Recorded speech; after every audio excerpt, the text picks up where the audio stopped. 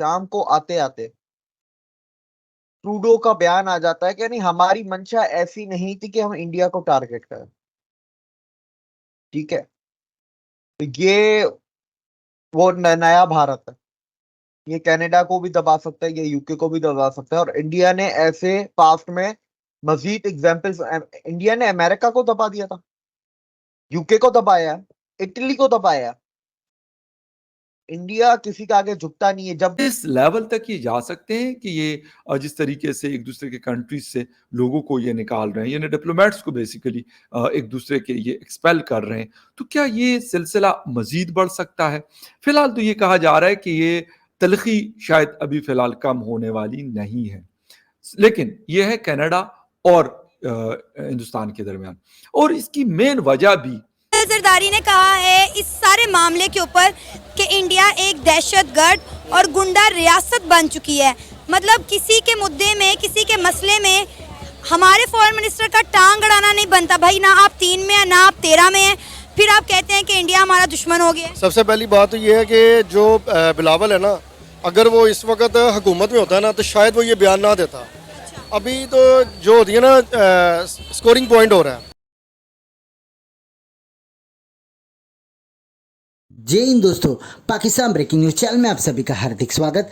जैसे ही कनाडा और भारत ने एक दूसरे के डिप्लोमेट को अपने देशों से निकाला, वैसे ही अब भारत और कनाडा के रिश्ते बहुत ही नाजुक मोड़ से गुजर रहे हैं, क्योंकि भारत और कनाडा मिलकर FTI के ऊपर काम करने वाले थे और वो बहुत सारे ट्रेड प्रोजेक्ट्स भी शुरू करने वाले थे। पर इस इंसिडेंट के बाद ये सारी चीज़ रुक गई है और भारत और कनाडा एक दूसरे के साथ अब साथ में बैठने को तैयार ही नहीं है।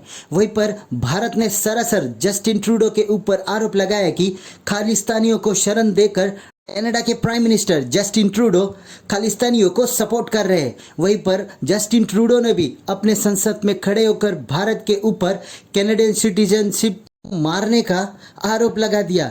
वहीं पर जैसे ही ये इंसिडेंट पूरी दुनिया में तूल पकड़ रहा है, तभी ही शाम को आकर जस्टिन ट्रूडो ने ये कहा कि हम भारत के खिलाफ बात नहीं करना चाहते हैं, हमारा इंटेंशन भारत को टारगेट करना नहीं है। पर जस्टिन ट्रूडो का ये एक राफ रहा है, वो हमेशा खालिस्तानियों को सपोर्ट करते हैं अपनी सरकार बचाने के लिए, और इसलिए वो पार्लियामेंट या मीडिया के सामने आकर भारत के खिलाफ अनाप शनाप बातें करते हैं। वहीं पर अब इंडियन कैनेडियंस ने भी कैनेडियन गवर्नमेंट को सबक सिखाना शुरू कर दिया है। ऐसा कहा जा रहा है कि बहुत सारे इंडियंस जो कि कनाडा में रहते हैं वो कनाडा छोड़कर भारत मूव करना शुरू हो गए हैं, और आधी से ज़्यादा पॉपुलेशन वहाँ पर इंडियन कैनेडियंस की है, और जितने भी हाई प्रोफाइल पोजीशन है वहाँ पर वो इंडियंस ही संभालते। तो क्या इंडियंस कनाडा छोड़कर गए तो क्या पूरा कनाडा कोलैप्स हो जाएगा?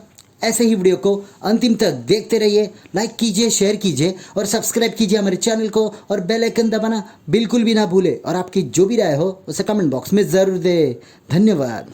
डिटेल में जाए तो आज से 2-2.5 महीने पहले एक खालिस्तानी टेररिस्ट जो निज्जर थे, उनकी डेथ हो गई, उनको मारा गया कनाडा में। अब जस्टिन ट्रूडो G20 में आते हैं, G20 में उनकी ठीक ठाक बेइज्जती की जाती है, बायलैटरल मीटिंग में भी, इवेंट में भी। यहाँ तक के बेइज्जती की जाती है कि टोरंटो सन अखबार में लिखा जाता है कि where was Trudeau, was Canada present at G20। ये कनाडा की मेन स्ट्रीम अखबार छापती है। फिर ट्रूडो के जहाज खराब हो जाता है, एक जहाज, दूसरा जहाज आता है तो वो खराब हो जाता है। वो करीब 2.5 दिन बाद जाते हैं कनाडा। अब खबरें ऐसी भी हैं कि जो उनका जो पहला जहाज था वो असल में खराब नहीं हुआ था, उसमें कोकेन मिली थी। तो गवर्नमेंट ऑफ इंडिया ने वो जहाज जब्त कर लिया। तो खबरें ऐसी भी चल रही हैं ऑनलाइन, और इवन कैनेडियन मीडिया में चल रही है। ये सिर्फ इंडियन मीडिया नहीं, कैनेडियन मीडिया में भी ये खबरें चल रही हैं।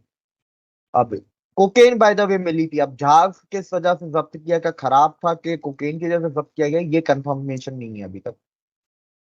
कनाडा जाते ही ये 2 दिन पहले बोलते हैं कि आप इंडिया के साथ कोई भी FTA वेफ्टी हम नहीं करेंगे। FTA की वो जो टॉक्स चल रही थी उनको वो स्टॉप कर देते हैं, पॉज लगा देते हैं। इस लेवल तक ये जा सकते हैं कि ये जिस तरीके से एक दूसरे के कंट्रीज से लोगों को ये निकाल रहे हैं, यानी डिप्लोमेट्स को बेसिकली एक दूसरे के ये एक्सपेल कर रहे हैं, तो क्या ये सिलसिला मजीद बढ़ सकता है? फिलहाल तो ये कहा जा रहा है कि ये तलखी शायद अभी फिलहाल कम होने वाली नहीं है। लेकिन यह है कनाडा और हिंदुस्तान के दरमियान, और इसकी मेन वजह भी कोई और चीज नहीं है। इससे पहले जब हमने देखा कि जो फ्री ट्रेड एग्रीमेंट होने वाला था वो भी कैंसिल कर दिया गया, और इसकी मेन जो रीजंस हैं इस चीज के पीछे वो है जी खालिस्तान मूवमेंट को सपोर्ट करने वाले लोग। हिंदुस्तान और कनाडा के ताल्लुकात खराब होने की जो मेन वजह है, जो मेन रीजन है, वो ये है। तो पॉज लगाने के बाद आज कल जो उनका पार्लियामेंट का सेशन था कल रात को, मतलब उनकी कल सुबह हमारी रात जो थी, वो वहां पर बोलते हैं कि भाई इसके अंदर इंडिया शामिल था और पीएम मोदी खुद शामिल थे। सबसे बड़ी गलती अगर ट्रूडो ने अपनी जिंदगी में कोई की है तो वही है। अब ट्रूडो का अगर थोड़ा मैं बता दूं तो ट्रूडो की जो सरकार है वो कोलिशन पार्टियां मिला के तो वो उसकी सरकार बनी हुई है, और उसकी कोलिशन में सबसे बड़ा जो पार्टनर है वो है आपका Jagmeet Singh. Jagmeet Singh is basically the political wing और पॉलिटिकल फेस ऑफ खालिस्तानी। तो वो वोट बैंक पॉलिटिक्स, सेक्टेरियनिज्म, ठीक है, उसके अंदर वो लोग उधर कनाडा में पड़ गए हैं। शाम को आते आते ट्रूडो का बयान आ जाता है कि नहीं, हमारी मंशा ऐसी नहीं थी कि हम इंडिया को टारगेट करें। ठीक है, तो ये वो नया भारत है, ये कनाडा को भी दबा सकता है, ये यूके को भी दबा सकता है। और इंडिया ने ऐसे पास्ट में मजीद एग्जाम्पल्स, इंडिया ने अमेरिका को दबा दिया था, यूके को दबाया, इटली को दबाया। इंडिया किसी का आगे झुकता नहीं है। जब ये मैं बातें कर जो अमेरिका और इटली की जो मैं आपको मिसाल दी, ये 2014 से पहले की है पाया जाए। अपने आप को इस काबिल कर दिया कि कनाडा जैसे इतने डेवलप कंट्री को उसने जवाब दे दिया कि उसने उसका सफ़ीर निकाला, इन्होंने इसका सफ़ीर निकाल दिया। अगर ये इस काबिल ना आते तो उनकी मिन्नतें करते, उनको कोई ये प्रूफ देते कि हमने ऐसा किए नहीं, बजाय के शर्मिंदा होने के कोई प्रूफ देने के उसने बजाय उनको उसकी डटाई के मुताबिक कि उसको उसका सफ़ीर निकाल दिया, उसके बराबर पे खड़ा होने।